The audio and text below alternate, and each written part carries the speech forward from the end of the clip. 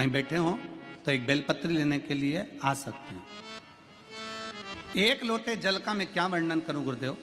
मार्च 2022 में मेरे बच्चेदानी में डॉक्टरों ने गठान बताई। आप लोग एलईडी पर आस्था चैनल पर पत्र को पढ़ सकते हो।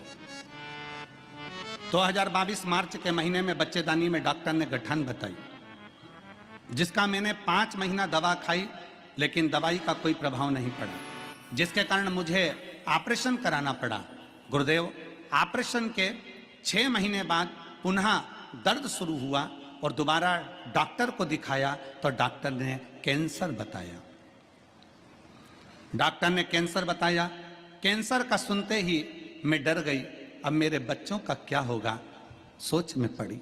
गुरुदेव, कथा तो मैं सुनती थी लेकिन विश्वास नहीं था। लिखने वाली ने जो सत्य होता है मेरे भोले बाबा को वो ही प्रिय होता है। एक बार इसके लिए धन्यवाद लिखो, ताली बजाओ कि उसने लिखा तो सत्य लिखा। गुरुदेव, कथा तो मैं सुनती थी, पत्र में आप पढ़ रहे हैं, कथा तो मैं सुनती थी लेकिन मेरा विश्वास नहीं था कि एक लोटे जल से ये सब संभव होगा। क्या ये सब संभव हो सकता है एक लोटे जल से? फिर भी मैंने बाबा की कृपा से जल का उपाय करना प्रारंभ करा, आंकड़े की जड़ का भी प्रयोग करना प्रारंभ करा। जो मुझ सुन लेती थी कथा में वो सब कर लेती थी। और गुरुदेव, बाबा ने मेरी सुनी। बाबा ने ऐसी कृपा करी, मेरे को जब कैंसर निकला, कैंसर निकलने के बाद मेरी दूसरी जांच कराने के लिए वापस लेकर गए। मैं बाबा का जल पीती, बेलपत्र खाती, बाबा को नमन करती और बाबा की ऐसी कृपा हो गई कि बाबा के द्वारा मेरा दूसरी बार जब जांच कराई जाई तो ऐसा चमत्कार किया कि कैंसर तो निकला ही नहीं और बाबा की कृपा से मेरा कैंसर नहीं था, पर मुझे एक बीमारी बता दी जिसका नाम था हेपेटाइटिस बी निकला। गुरुदेव, डॉक्टर ने मुझे आजीवन दवा खाने का बोला। गुरुदेव, फिर भी मैं बहुत चिंतित थी क्योंकि कीटाणु 63,000 हो चुके थे।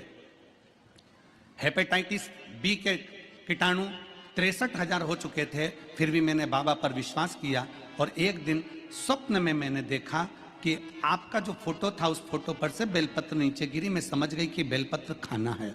केवल मैंने स्वप्न में देखा। गुरुदेव, आपका फोटो पर से बेलपत्र गिरते हुए देखा और मैंने तुरंत बेलपत्र खाना प्रारंभ कर दी और बेलपत्र खाते खाते बाबा की ऐसी कृपा हो गई। नवंबर 2024 में मेरी वापस जांच हुई और बाबा की कृपा से मेरी जो हेपेटाइटिस की बीमारी थी वो भी समाप्त हो गई। आज बाबा की कृपा से ना मुझे कैंसर है ना हेपेटाइटिस है। मेरे बाबा ने मुझे अच्छा कर दिया, इसलिए मैं बाबा को यहाँ प्रणाम करने के लिए आई हूँ। एक लाइन अच्छी लिखी है, आप और हम गुनगुनाते हैं। खाली ना जाता